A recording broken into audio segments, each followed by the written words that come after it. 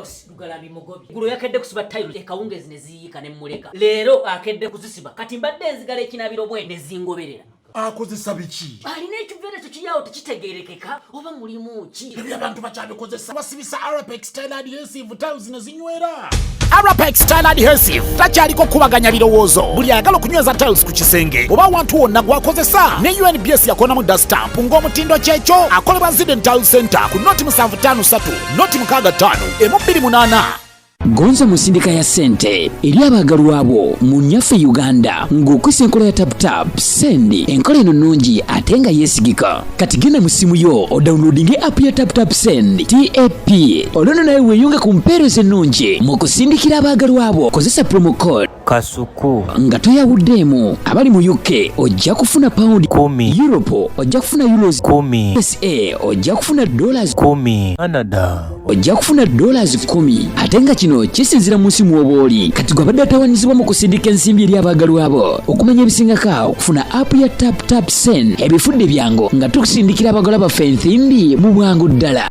Shukra Herbal Solutions katwe faba kubuka mu kujjanjaba endwadde ez'enjawulo nga tukozesa eddagala ery'obutonde tukuwa eddagala erisembeza amagi gwatazaala tulina eddagala lya 3-in-1 muwoomya supu taiti n'akabugumu tulina eddagala lya kabotongo ne syphilis nga bino tubijjanjaba ne biwonera ddala tulina ka tube cleanser nga kano kayoza enseke tulina ka water syrup nga kano kasumulula taapu ate nga abakyala twabaleetedde ka taiti piuzi ezijjanjaba infections ez'enjawulo nga naawe omwami ayagala okulwa mu kisaawe twakukoledde ka jab ointment tulina slimming pills nga namwe abenyooma mu size tukuweera ddala eyo size gye weetaaga ate nga naawe omukyala ataweebwa twakukoledde kabuweebwa akakugulirawo emikisa tulina ne ka return oil akakomyawo omuntu wo kubira aba Shukra Herbal Solutions katwe ku nooti 75844314 beba Shukra Herbal Solutions katwe. Well, because you know kati gwengeri joint ina dreads biki tugamba oba smart wire akadde gwa mu kawala bambi. So how do you get to fall in love with Prima?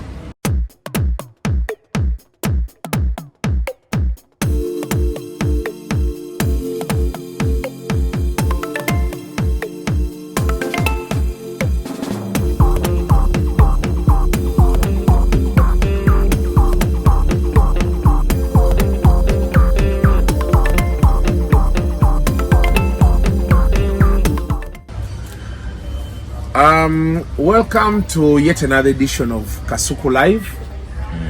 Olunaku lwa leero ndine Mr. Lava. Erinnya eryo mulinsibyeko naye nditwala. Anti okola bintu bya Laavu. Just the hustle gye yankanyuga naye ate olina engeri gy'oyogeramu naye Henrie obeera ofa kinensi nkulaba ku Instagram oli mu motoka yo okoze ladies, you know, guys, if you want to work nenga naye bana abaana ekintu nga bakiwa obudde onali nakatandika nishi yali mu relationships ebintu bya love but if you actually follow me a lot kati ngenda nkyusamu kati tuddamu ku business omukwano ne oli wano manyi oli mukwano toli mukwano era nange ndi mukwano so everyone has something affecting them mu kintu ky'omukwano so oba wetaaga omuntu gw'owuliriza akugambako ekituufu oba ekikyamu but you need to listen to something about love. Yes. So this thing most people, okay, maybe just to introduce Henrie once again. This is Mr. Henrie. Originals of one. I didn't need to Henrie. Hey, oli mwana w'embarara. Oba oli w'eyibanda. Anedda mbarara. Twakulira mbarara ne tubeera mbarara ne tusomera mbarara. Wasomera mbarara.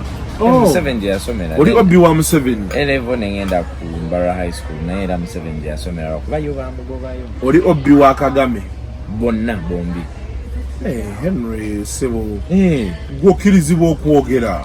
Okitegeera. Yes, you are. Please bring his coffee. African tea, please, not coffee. Okwogera because well, olina we weesigamye. Ne mu baana bonna be nasoma nabo. Gwe kali bwoti. Ate bwoti is deep. Nange be nasoma nabo nze nkyali bwenti. Abantu abalala bayita mudda bagenda ninagayo wange ali mu mu oba National Oil Company oba Petroleum Authority naye buli wansanga yandaba ndi w'amaanyi nnyo osanga wali obasinga naye so betutuuka osasula biiru yakwata mu ssente kati namuga nti agwe w'amaanyi nanga nti akasuku gw'abantu bakumanyi gwemanyi kyekitegeeza abantu nga bakumanyi so Ntare, you went to Ntare, you went to Mbarara. Bantasa nnyo bali nnyo mu poliisi abasinga mu magye mu ebintu ebyo ng'olina sozo okoze bataasa. Kiteza kati ekiteza ino tebakuyingira yingira omuntu tabeereyo n'akulaba n'agala okuyingira. Sandiyogedde bwentyo. Oyinza okunjokyesa. Anyway, there is so many things we are going to be talking about with Mr. Henrie. I know all the questions you want to hear from him. We shall get there. But for starters, bino ebintu bya Laavu obiyingira ddi? When do you join radio? I joined radio in 2012 crossing to 2013 nga nakamala senior 6. Radio najingira ngoli muto. You did senior 6 2012. Wow. Naye ate waliwo bengamba ne batakikkiriza. So anyhow, I always had passion for radio kuva dda kusomera nga tukuba mu kamaiki biki ebintu ebyo nga obimanyi. So I joined radio nga nkola youth show bali bagiyita G.com. Wa Mbale Step FM. Asokera Mbale. So you crossed from Mbarara to Mbale. I'm a double orphan, so I had a relative yali ankwatako ku mukono era ng'omwana amayinja ayagala nali neeyiyanga manyi I cannot just sit home and wait for manyi olina boolabirira. You don't have a father, you don't have a mother. No, I'm a double orphan. Mu Luganda obeera nfunzi. Mfuzi, yes. Ne mu Lunyankore nobody efuzi. But anyway, it's everything happens for a reason in life, and it's the foundation that I have today. So I knew nali nyinofuna yo kyenkolanga kyamanya, and I always had passion for speaking, radio, TV, bichi. So long story short, nafuna ugai no kaboda mbale nalisi mumanyi nnyo ne mbuza radio kyesinga wano. You understand? Namba Step FM. And surprisingly, it was actually the best. Chiringo omuntu ombuza mu Kampala radio kyesinga. Nakugamba Dembe FM. Nakugamba Galaxy FM. Osegedde ekintu. So anyhow, natukayo ne banyaniriza bulungi. I actually killed that entire day because nakola demos. Bangamba kola demo, let's try and see what you have. So I got in Nkola youth show, then I got involved into traffics. I've been in Bulango bichi. Then opportunities nezija. Where was your donji? Yeah. If someone is doing a station voice. Exactly. 100.2 Galaxy FM. Tovola natandika oneka agency confix. Obulango bwange obulirizamuko. Ngenda kukubira mwana, and I'm glad that brands nali negombanga zatandise okujja. They demand for the voice. So anyhow, nenyingira nensoka nkola countdown ya weekend, opportunities nezija nenkola mid morning show. Mchala bale bamuyita Matilda Chikunde. Wakolanga naye? No, yali boss. No, mid mornings zibera solo. Yali boss at that time, but she was also a presenter. So nebaji intuzamu that responsibility. Of course, I already had the experience cutting kuguso rono. I'm already at university na ebwe nkola. So because the university was that side then so Mbale. Yeah, America, Bagita Livingston International University. So nenyingira bwenti ekintu nenga chenjagala nchimanya I was aggressive. So nenkola I've done a morning show, I've done a mid-morning show, I've done a drive show, I've done Katumukwano with Gwatandikira. Back to your question. Is when I actually was doing the pillow talk. For Step FM. I was so young, but the way I used to sort people's issues, it was magical. So the background of love and those are Jida, then needing your Mr. Henrie. Because abantu bali bagamba tetsobola malaga muyita Henrie. Anyambye mbadde nva mbofumbo n'ensigala mbadde ngenda tomera guy. So ka Mr. ne bakongerako n'enkatwala. Galaxy, I think I joined 2018. I did a demo for 1 year, Neninda. I was actually even going to quit radio and end up tours and travel. Because at that time my girlfriend was German. Why no mu German? Yeah, mu Germany. Nga tukiruse bulungi nga company tugenda gisitula. Ngende mbyo bulambuzi bichi. That's why everywhere you see me wabaawo ka tours. So ne Prima tours yali yajjamu awo. So I always have passion. Yali idea yo. Oba wachina mu omukono. of course she also liked traveling. Wachimuguza. You bring ideas, you bring things onto in someone's mind and sharing us. So ngangenda biva maybe already atela ba Galaxy when kubira ne baganja mutukole. I came in Galaxy as a producer.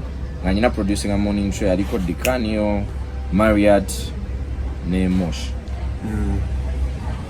But at that time Iranga bamanyi bakwagalawo, but then production is not the main role je bakwagaza.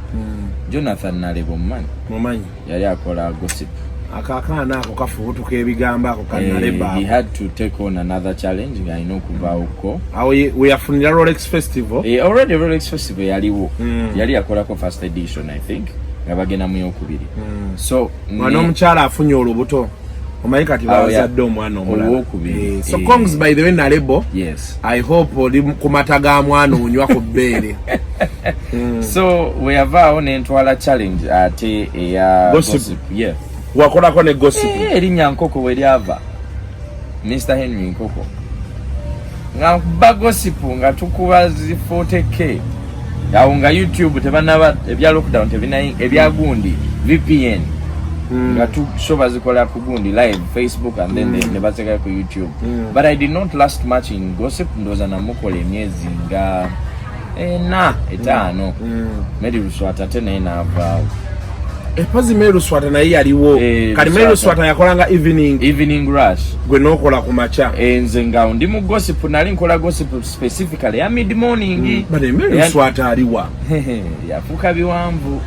She went to UK na mlake UK. Did she come back? Atambula nnyo. I think she has a foot here and a foot there. Nenga jali. Mary, hi. I hope you're doing well. Yeah. Cheers. Mary, ali mukwano gwange nga tukyali baavu. Nzijukira mwina ganga ya mwe. Anyhow, long story short, Mary, we have our Innocent and the Galaxy management. They look within. They don't like outsourcing people. I think a potential yaliwo. So the decision was made. Nimrod Muza, mu evening rush. Then inze bakwe mid morning. Bavu manze blood. Bibabo fena twali banyivu kuba kiri twali tugamba ekisajja kikutte ekintu kyakyo waki bakijjawo. Yeah, but you know those things happen bobanga ekintu kyo kyakizimba. Exactly. Kati aterengera Katonda bakuyamba noggukira eno. Today you are big. Definitely, because engato zenayingira muzali nene. Kyali nene. Kisajja kyali kikutte mid morning. Nena ngejikutte kati ateri eri waggulu. Kituufu. No, but ye yakisooka. Ye yakireta like you tosobola kijjawo nti ye kabaka waayo. Yeah. Yagireta because katika suku okeranga tokyaliwo oli. Adda mbigere ebyo alina okubanga either later ochipya oba you understand engato ziba nene. It needs to abera ino kola time was 100. I was up country nali siwuliriza nnyo Galaxy. Singa nali njiwuliriza nandyagadde maybe okukola byali akola. But with the experience of breakfast show mid morning, so I knew mid morning we yali etambula. Ate nishi eina Dr. Laavu nona okusaa mukaaga. So ekyo omukwano nakyo ne kituulira ddala. Kati tokola nko show ya Laavu ya Galaxy. Mid morning erimu Laavu.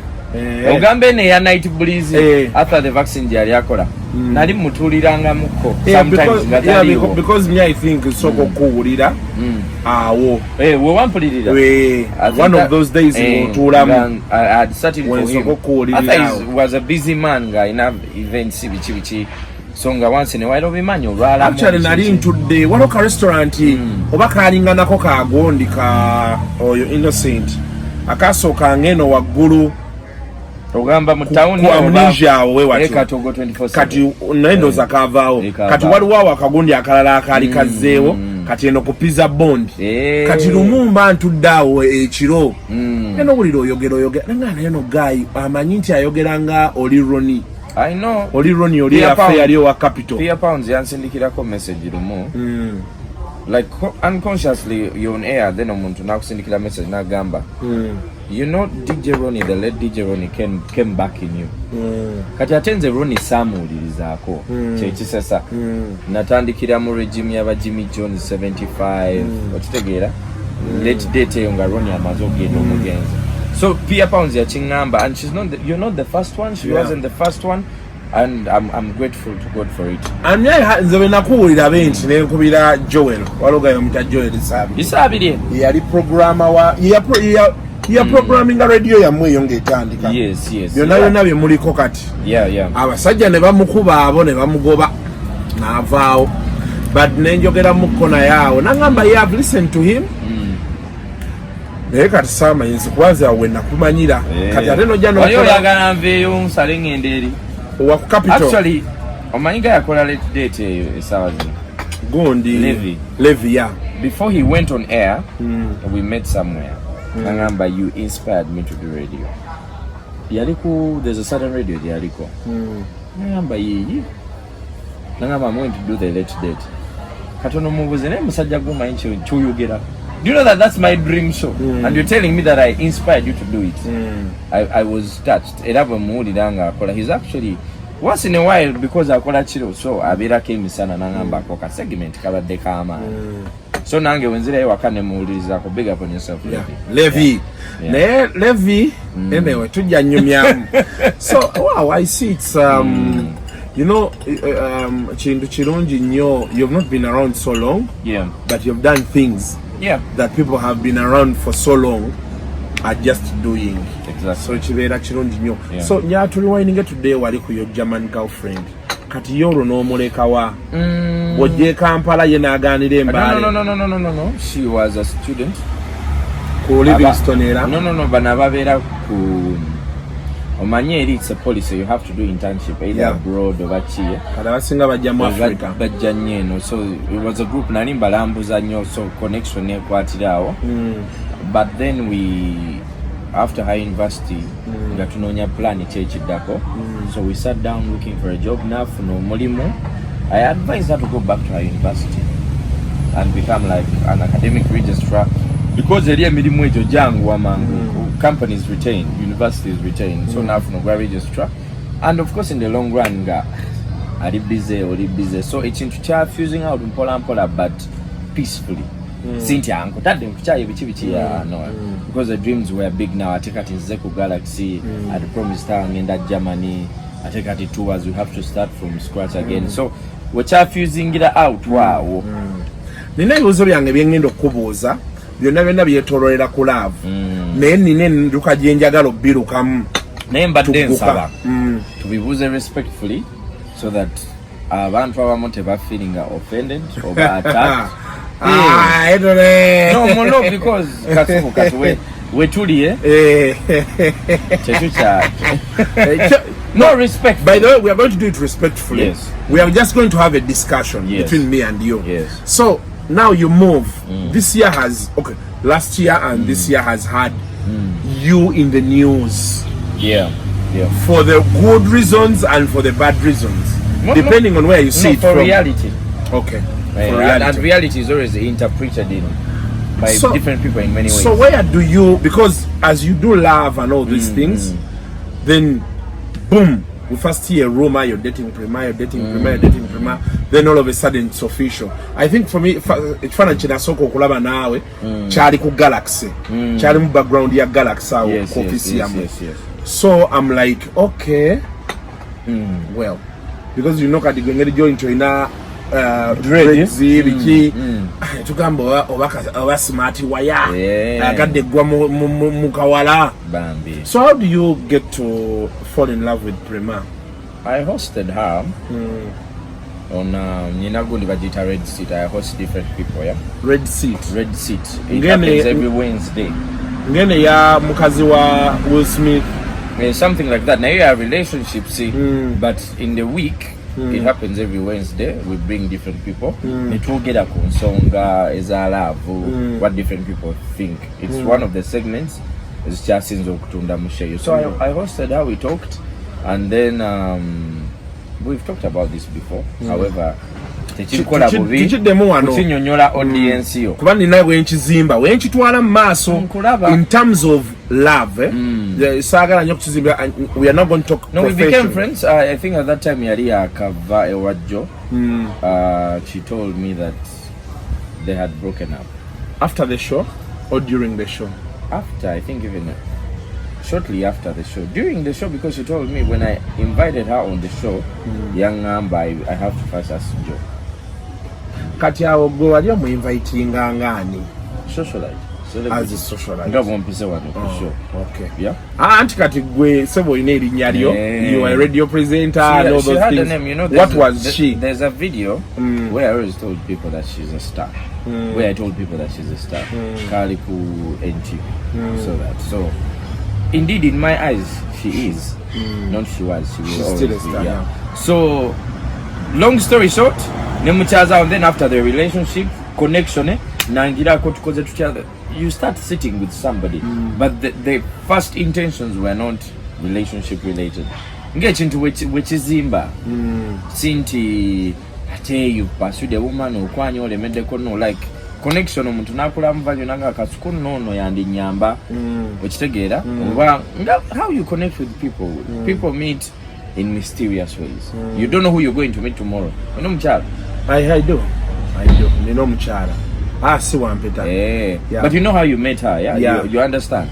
Tomanya, you never know how tomorrow is. That will have a size, you know, maybe goli naye, sigogendo wangala naye. You might be in a supermarket or somewhere in your walks of life, no sango muntu.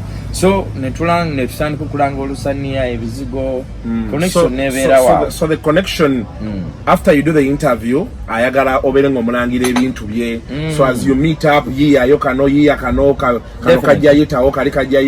every brand needs a push behind it. There is someone behind the camera, there's someone behind the scripting. There are people that add value into your life. Then it opens up your mind. No gamba katika topic next time. And it gets me thinking because after you link up with her and the other is done, she became aggressive about her business. That was the idea. So what she was not doing before. So it comes to me kati wano bochitunyonyola maybe na realizing anti because now I need to get serious with my brand. Yes. Kati agwateo kwataganira na yengwa biomubulira abantu. We are hurt in different ways, yeah. When you wake up and first of all, I'm proud of the woman she became after, because now people knew her for who she really is. Olusania, Ebizigo, she came out and spoke as a woman. She came out and spoke as a woman. It might feel like she's our business, but anyhow, this is the truth. I mean, there's no other way to say it. So she came out as a woman. That's why you saw Prima for the women. In everyone has a purpose why they come into your life. Maybe if it wasn't for that situation, over a child was Ajeeyo, the world wouldn't know that other side of her. You understand? This one is a bit funny. You say nalikone isima womula. Ekisoka akuita Henrie mudwa. He has every right to be endowooza. Kati bino byagamba nti Pilawu wamukwatanga muko n'otabulamu leeta obutungulu yiwamu Henrie salasalamu wano boti n'oyiwa muko. I'm someone, if I mean abajja ku festival yasembayo gye twakola bakulaba, the numbers were overwhelmed. Like namba zali nyingi kati sobola tula okasukunku ise omaze okulya olusani ateri alujjeo. Manager ali busy, abantu bali bangi, so of course it has to be hands in. I'm not a proud guy. There's tebagabayo bidabo mukwepa nokwata olusani ya nostulawo nojjabo kati ate ekinafa oba tewafa. Henrie batunga babira bagenda kwogera ebigambo bingi ate babyogera nafa babyogera deshitalaza isime mito yoyogera byali bitufu batosobola kufa. No, but it is what it is. When you're in, yeah. I mean abasinga bajalaba wemaze munyo bachi, but then it's this. At that time I'm looking at the event, I'm looking at the business, because this money is for both of you. Tosobola mala kunywa chai wano if I'm working for this restaurant. Nemweba yange nendabanga waitress bubi oba bali over nenchirekawo. Doesn't make sense. So kati bino ebiddako omuddu awulira, it is okay, it's part of life.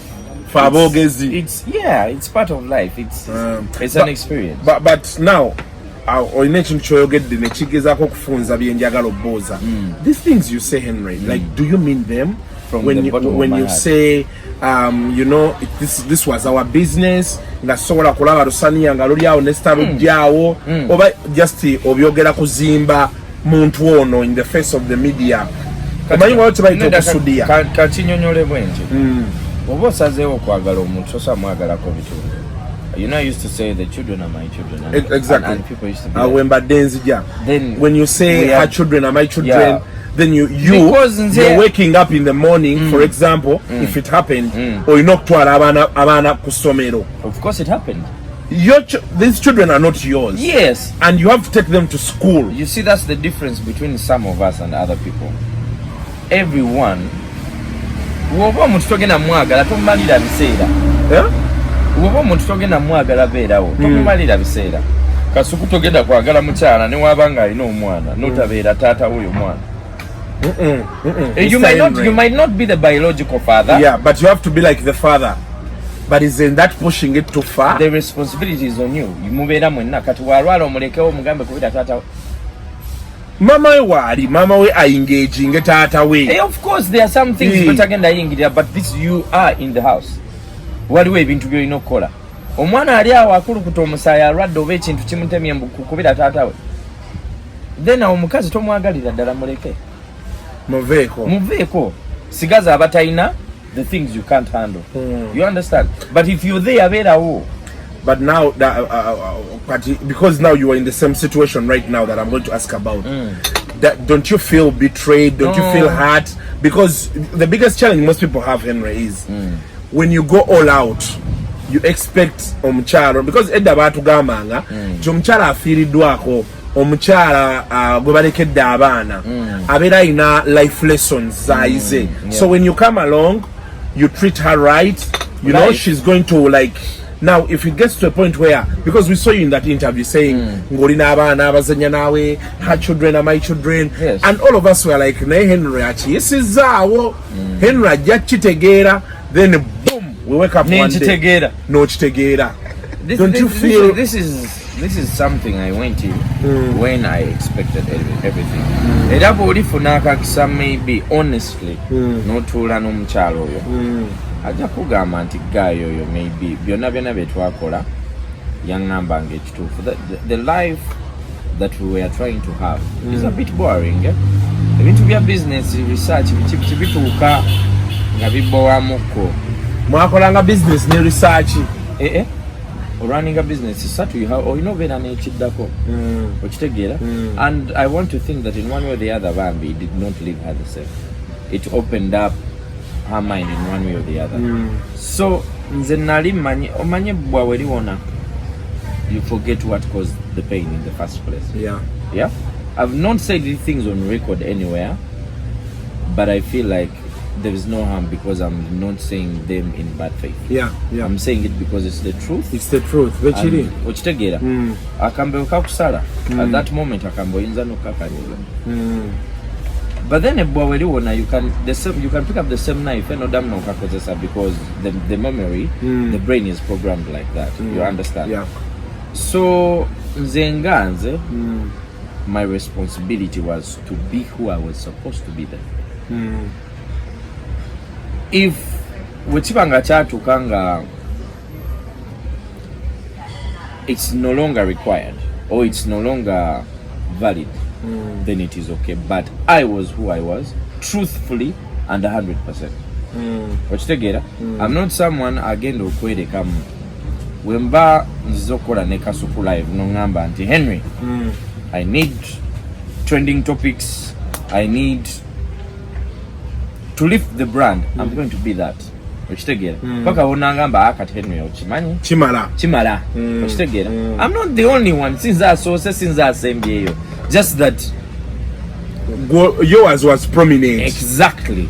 And ebintu byetwayogera oba byenasuubiza nti tugenda kola sente tebyakolebwa byaliwo, but maybe I'm no longer in the picture of building those things, but the brands are still there. They can blueprint akatabo kabaawo tekasobola vaawo. I always tell people, if it's in your mind it can happen. But there is a process of how it gets into your mind. If it gets into your mind, then it can manifest 10 years, 20 years in your children, your grandchildren, or wherever. Respectfully. Category Toina Yobana, you don't have children? No, I don't have any children. And what way so it was a blessing, Bambi, to share life with children. Yeah. Can you imagine if the headline was Henrie Biegundi Oli oba abaana b'abagundi tabagala bali bavudde ne babagambako nti abaana tebayagalwa. It's what they did, and they are my friends. Ne bwe mbasanga mbabuuza, because whatever happened is not their concern. Okitegeera. I do not want to live in denial nti byaliwo tebyaliwo ate tubisangulewo. Byaliwo, you cannot eliminate them. Kasuku oba waliko chali wange, even if tufune ebitwawula wali chali wange. Tosobola kuvaawo. Yes. Kisigala we kiri. Exactly. Oh wow. But did you because now the things I'm asking you nze nabiraba naye ne bachali bange ate abatali mu mawulire nga batutuleyo ne tutudde tunywa ogenda olaba muli ku bagita chene ya Muhanji comedy store na Edro wakole itukweyo interview boja no objecting am no baby no the guy ukaka se yali internet no anti baba sanga busanzi but we are talking to the media after no ngamuchali mwenna. No, I mean after the comedy store twali walala twali to the comedy store oliwe yabuliza ekibuzo ekitanyuma. That's the interview. Yes. Yeah. So did you ever like sit down to talk about children with her? Because people are saying naya muzale wachita muzala ate bera nga asitula musitu zibana. This is something we were talking about nemu interview nga tubyogera nga I used to tell guys that tuli bubuzi nti ate you give birth unconsciously like chipatomera butomezi. This is something you plan. Noga okay, this is someone who has 2 children. Ekyomwana omulala tekimalaga mugwako. You understand? There has to be a plan. I know, but of course I want to think Katuwali, she has to okumanya nti kati ono muntu ali solid minda sigala naye tasobola malaga zalira omuntu fa. I know manya nti kati either ogenda kumpasa ogenda sigalawo yegwe musajja okitegeera. Yeah, so it's a discussion that was in the pipeline. No, because Henry, this has been your life. This has been your life. This has been you. Last year and this year. Obochitegera kati ebirala byonna twagala omanya almost obingambye try to asomera entare nogenda mbalala high nti gosoro yimirira ku State House noga hello njagala kwogera ne Obi wange. Njagala kwogera ne Obi wange ali mundaawo. Can I have a word with him? Obochitegera kyegamba. Okay, so we woke up one day and boom, oli yasokako nga nti Henry yagenze ku apartment ne bamugoba ngaliwo ne bakanyama. And that came a few days after people asking you because she went to Dubai. Nabera medimo bani, so people were asking you how do you feel, and you're like no, you know me, I trust her and all those things. Then I had then bangamba mwaliko ku kaskao omusajja yangamba akasuku omusajja yakobya amavivi neyegayirira tondekaawo. Really, would I do that in a public place? Olibe yangamba omugambo gw'abaana bagutokomoka nangamba kibebi ne kimugamba leave me, don't touch me, don't talk to me please. Wow, I wish but it was on record. That's not true. That's not true. That's not true. So where does it? How do I go? Yeah. Again, this is something I've never shared. Yeah. But the decision was consciously mine. You. Yeah. I don't want to go into details. Yeah. But you made the decision. Yeah. After realizing the guy was back, or? No, Joe had always been there. As a father of the children, he had always been there. So because ayagala abaana be mullo. So he's always been there. So oyina ekintu kyewayogedde ati kyengendo sigalako gambye respectfully wenjagala okusinga okubeera kubanga oyina ebintu byoyogedde awo he was always there ate katwabula mu mawulire kaga talabirira baana anti kati ebyo entalo zaabwe ziba zaabwe but then at the end of the day omuntu akakkana wabera mwana. Yeah, mwana abera mwana. Ate sandi agadde sigala nga njogera ku baana baabwe ne yeah, respectfully. That is it. Yeah, but the decision to leave was consciously mine. Even before getting my internal landing, I knew. You had made up your mind. Yeah. 100%. But we stayed in touch. I actually picked her from the airport, and respectfully she accepted. Showbiz namawulire waliwo ebintu bye balaba naye ne reality naye ba nti bemuddayo ne mutuula babiri wabaawo ebibeerawo. Me I personally waliwo line gyosala wesalwa. This is the line. Yeah. If it's crossed, then Bwiino tema. So the line was crossed. Honestly, respectfully, I want to say it was crossed 100%. So for the journalists out there, connect those dots to Salo Mugambo. Ebiddakaawo. Respectfully, byaffe kusala mugambo no ye byayogedde bibye. Kati gwaddakaawo bw'oba osala omugambo gw'onoomanya okitegedde. No, but it's okay. Actually, but try to connect the aeroplane and the line. I enjoy them. But how does it feel? It is fun. I used to do gossip. Yeah. So I'm like, well, katinze mbambiraba in a perspective of a journalist. Ngamba kalona abadde ne opportunity ekube nnyo. Naita kubye. Singa mbadde ye. Nandi kubye. I work for Galaxy. The biggest, like the concept of the radio is gossip. Yeah. Yeah. We took Bomugambo to Bomugambo. But what you know, Jonathan Nalibo told me when he was leaving Gossip Young Number, Henrie, I do the Rolex Festival. Jakuba sa. Na atem kule Rolex Festival nga netaga saha nyimbi. Aleme kujja. You understand? And that's the biggest challenge these days. Exactly. Well, yeah. As you bobo kola ngaji kumye tutandise nti tumulinda agende otulira wetandika ate sebo basooka n'agireka n'etopotamu ayegenze ate n'alyoka agisi. By the way, tuli Lubowa wano ku Caramel, it's a high end area ne Lubowa teriyo banaku olabye ate nti awo bw'oba ovuga ewantakke okwata awo n'oyambuka bagambe nti mbeere abeera eno actually kyetuze tetwagadde genda wali netugaa nti so kino nalebo kye yakugamba is what is happening to most of us. Exactly. when you after you do all of this ng'otandika formative years and what kyavola ne office nabagamba we need to employ younger people. Exactly. Bakyalina dream ey'okwagala okukola erinnya abali aggressive because waliwo wootuuka bino ebya entertainment birina kye bikola. Exactly. Bw'otuula wansi ne Chameleon n'akugamba nti oba bebe oba saha oba ani nanga nti kasuku sirina ssente ze nja kusasula naye nkuwadde akavvulu okitegeera kati awo obeera oyingiridde okwetaaga saha okwetaaga oli then eventually at some point you may get biased. Kati tosobola nga bwe yagamba tajja kuba saha ate ayagalemu okozesa kuki ate nga waliyo abayimbi abalina entondo naye omuyimbi mukwano gwange oli yamutwalira ssente n'agamba sijja kukola oyo yampisa bubi nga ntandika mugamba boss. This is 7 million shillings for you to go and sing for 10 minutes. Someone is defaming you. Okitegeera ate nga bye boogera oluusi si bituufu. Would you really? Abayimbi abamu sente bazikola so agamba kasuka omuntu ayinza okwogerako ekintu you rubbish them off. You trust them there. Boss wange alina akagambo kakozesa they are dead to me and they are dead to you.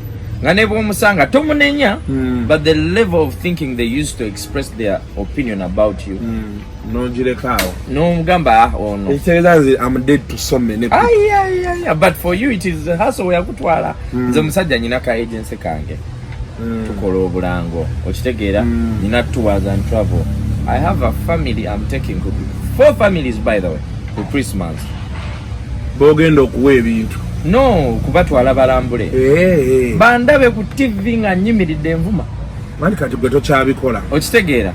But I knew because I had that background. Kati we ndaba abambi nga boogera because at the end of the day they are looking for views, they are looking for comments, they are looking for visibility for their brands. Omuntu ngoyo nze nganze in my capacity basi sobola munenya. If I wanted showbiz Kasuku, my show is the biggest show at that time, mid-morning.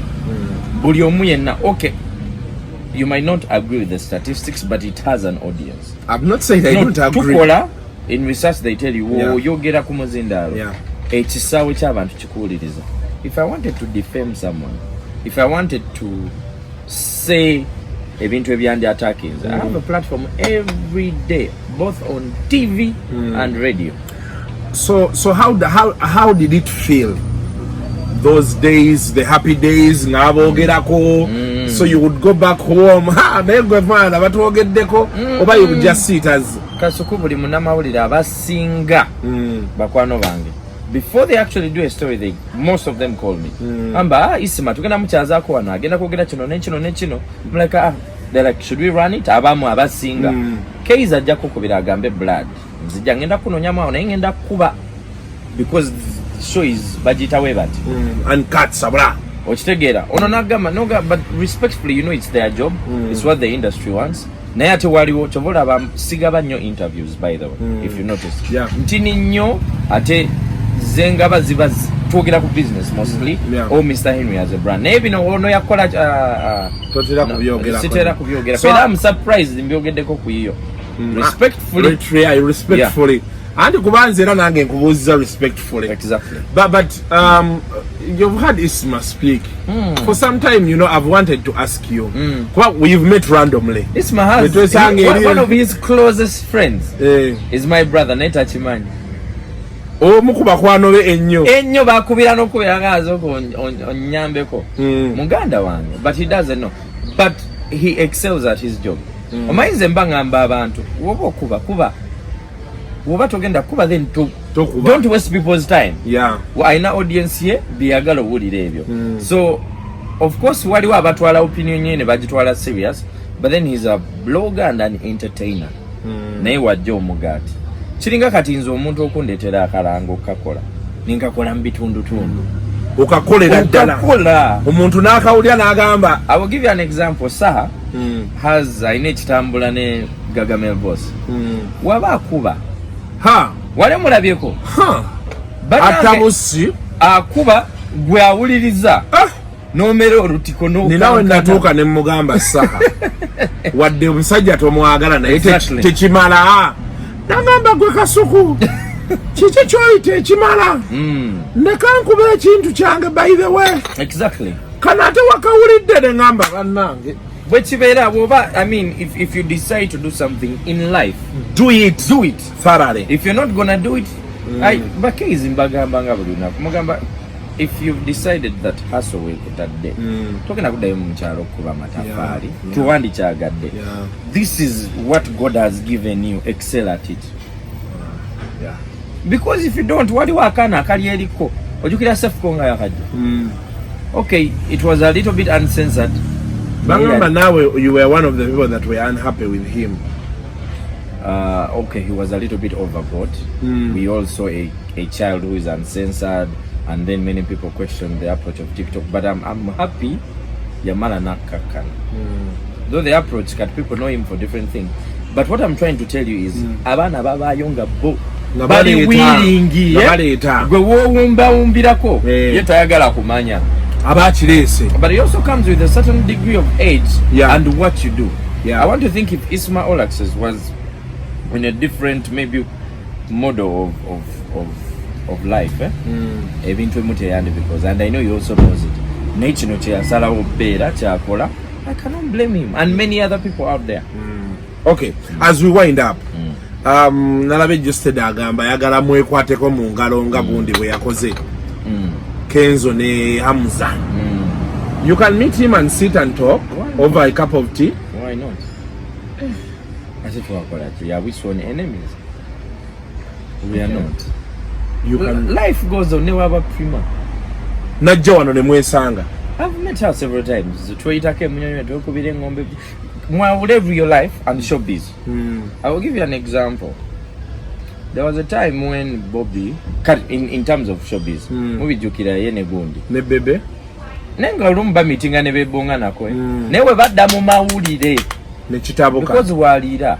Yeah. Okitegeera? Ekintu ekino kati the difference is nze siwendiire ennaku zino singa nange mbadde njagala nnyo showbiz wandibadde wakipika dda because buli omu abafunamu naye abantu layman yetajja kitegeera most people were including me. Exactly. I was like, this guy is not milking this situation.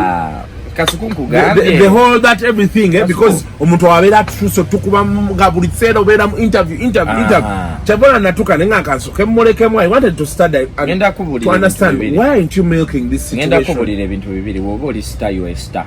No one can take that away from you. Eggulire we likulonda neligamba eggulire likutuddeko Kasuku. You don't have to do anything. It is what it is. It's your time. All big brands in life, they are either liked or hated. The biggest brands are hated. If you're liked, you're a people pleaser. But if you stand for Nelson Mandela, bona amanya nebwenga kuwa ba Obama bona they are known for something, and the biggest percentage of people don't like them because people tebagala wulira mazima. Number one. Then number two, oyina mukyala oyina abaana. Yes please. Mumpadde trip munesize mbategekere a perfect getaway mugendeko ku mazzi Mashosono oba Queen Elizabeth.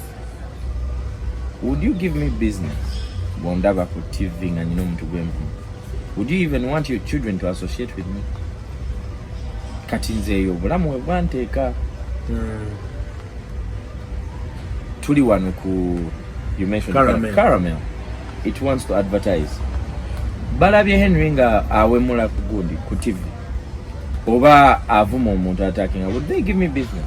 Honestly speaking, Coca-Cola, MTN, all the different brands, would they want to use my voice? Ngeddobozi lyange lyennyini libandi yagadde okukozesa gye bawulira nga liwemula kama yalimpa baliwulire nga liwemula. Okitegeera? So you understand where I come from with my being laid back. Of course, publicity is publicity. Yeah. Abamu bamunoonya tebamulaba. But for me, I'm in a different. Okitegeera? Katugeze okedde nga gwe PR wa Ddenge. Mukama we yandyagadde okukulaba nga oli mu ebyo ebintu.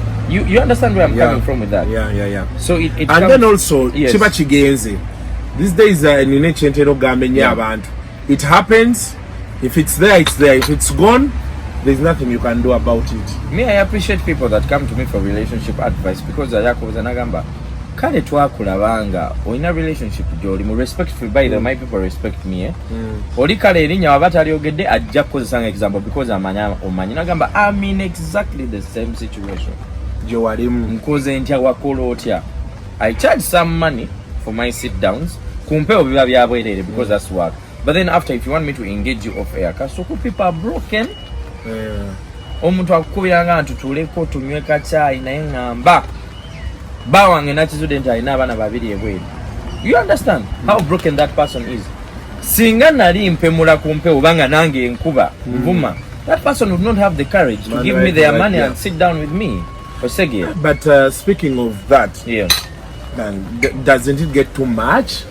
No, like you have to sit and listen. You know, nze olusi mbera ku office no fuluma kadi juzi mbadde nyamba mukyala wa Kirumira ndeero ngenza okuva ku office nga waliyo abantu bana abaana oli azindi oli akoze dembagamba bannaye mumanyi mundeke.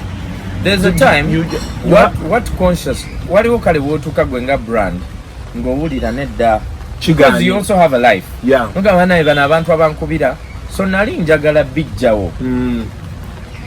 Ne Katonda kyeyaleeta. Some lady called me in Dubai. Nga inasus kwetta pill. Nangamba Henrie, I don't know if you're busy. Nali nvuga nno. Nalaba traffic bali wali. Nangamba I have this pill. I'm going to swallow it now. I just found out that ndi muradde. Guy yampa oburadde mwagadde obulamu bwange bwonna ne buradde. Like she explained the entire situation. Nangamba ngenda kwetta. So Kasuku, that's the moment I realized this is a calling from God. It's sicha bulijjo. I talked her out of it. I made her love herself. She came back here and met me. Nze nali simulabangako. Nangamba, you saved my life forever. I'll be grateful. Waliwo abantu abandiyagadde okuva mu bufumbo. Omanyi obufumbo bwe tuwaniridde bwe buti. Ninga abasajja tebakimanyi. omukazi agamba nze namulabye message nagirabye ntema mga naye abaana baabo ogenda bakola otya. And by the way, let me put it for you this way. What the foundation that empabye enjogera is because kyenategeera kiri kimu. Omukazi abeera mukazi, omusajja abeera musajja. The reason why relationships today fail, naddala bano baganda baffe abazaaliddwa from 2000 anti actually 1995 ayinenge emyaka 27 awo a generation ya tabu. They have failed to relate. Am I right? If you look at your girlfriend or your boyfriend, not a mayanti, before kasuku, musajja. What's again? Ngasina laba kasuku. He's a man. He's a man. And by nature, waliwo engeri katonda gyatonda mu musajja. Dominance. Ochegera. Yeah. Yes, newankubadde categories za male twawukanamu inaba alpha bachi. But omusajja asigala ki? Musajja. For you to understand mukazi wo, olina omanya nti mukazi wo nga oba bamuyitani? Madam. Ogamba mukyala wange. Madam beautiful. Nga tonnaba gamba nti ono Madam beautiful. Yakanyuga mannya ntyo. Madam beautiful. Mukyala. Omukyala alina ebintu bye yeetaaga yenga ye. Omukazi yenna ayagala kwagalwa. They want to feel cared for. Bwokera gwe ng'omusajja we n'obimujjako nga tobimuwa, look for them for somewhere else, from somewhere else. Ayinza osigalawo, but waliwo gap eyo. Omusajja waba tawuliranga musajja. He will go somewhere. Wali ogenzeko mu trip oba nkweyo trip nkutwala. Mpayo trip. Wogenda mu paaka ne bakulaga nti eno Lone Buffalo. Ojimanyi? Ngetambulayo kanga bagigoba mu hard. It's the most stressed and dangerous animal you can ever find. Oba empologoma nga bagigoba mu Pride endala. Oba alaba Lion King, Simba. Abasajja abasinga mu balaba, but they have been chased away, outcast by the society and their families. Omukazi yafuuka kirala. Okitegeera? Ewakata feeling welcome. He is not feeling man enough. Oyo musajja abawa tabu nnyo. Kya butonde. So oyagala muno manya nti ono musajja. Omusajja waliwo ebintu byagenda okukola kubanga musajja. They will appreciate kasuku tuyinza oba tutudde wano. Omukazi n'ayita ono gamba, oh wow. Your woman has to understand that. Okitegeera? Tuyinza obeera wano nga waliwo akaana akali mu inbox yo. N'okaddamu. Your woman has to understand that. They have to treat you as a man. As a man. Then nagamba kati mu basajja bonna olujjudde kasuku gwe nalondamu. Well, the discussion continues. Ebibuuzo bye nandyagadde omubuuza ebirala bingi, but njagala tuwagire Henrie ayina company ya Tours and Travel. Yep. Ne agency ye bakola obulango bw'owulira ku radio. Yes. Ng'agamba test the feeling. Tuzimbazi business. Yes. Yeah, businesses. Actually, my biggest client right now, chances okupa sente. N'erinnya tetunaba lifulumya mu bantu. Nayina container y'ebintu bijjutewo ebiti. So okuva ku linnya, slogan, colors za branding, business card, offices, tutunze ebyo byonna, it's a fully fledged agency. So those who want to get in touch with you, how do they get in touch with you? Akanamba kange kwe kali ku social media zonna naye anti wetusome enamba ennaku zino video zino tezikola views zisinga nze ka Facebook page kange bakasiba bwe kati naye kagenda kakomawo mpola mpola because nasusanga nyinya enamba n'ennyimba, but the number, if you can write it down, it is 0754 589 984 0754 589 984. The number. I will look forward to work with you respectfully. Tojanga ononya Laavu. Omanya abakazi bajja kwagala okukwana ne mu abalina ku dread eno. Kiyitirira muganda wange. Naye tulina omukwano. And I always tell people love is the most beautiful thing. Naye goyina amapenzi. Mulo. Naye anti kati mu abantu nga mmwe ate abakazi baba exploitinga nnyo. It's not exploiting, it's an experience. Engeri gy'olimu bino mbu ate we are in love together n'enfumba n'alya ne musitulamu gwe tofumba simanyi n'amazzi simanyi be bagafumba simanyi nti amazzi bagafuma nze ndaba byokya. So you support Mr. Henrie, he has an agency bakola obulango gwali eyo ng'olina obulango bweyagala okuvoicingira business proposals tubisalamu bino omaye abampadde interview n'otuuka n'ogira nga tebiriimu nga baggyemu byabwe bino byonna bigenda running. We're not going to cut out anything. Perfect. Because tetulina kyetwogedde kyetaaga salamu. Perfect. Then aboogeddwako wano you have had the word respectfully. And I think you've really not said anything. I mean, if it's a story, it's a story. It's a story. Tosobola pose ka headline kaffe ke tujja okozesa nga tusubiya naye bisigadde simanyi nja kutunula mu ndabe. Respectfully, I wouldn't blame you. Era headline ejja kubeerawo naye yeyinza obutawa respectfully naye nga nja gikozesa Henrie omuntu omuleka n'afuna ku views mukwano. Mubeere bulungi mweraba.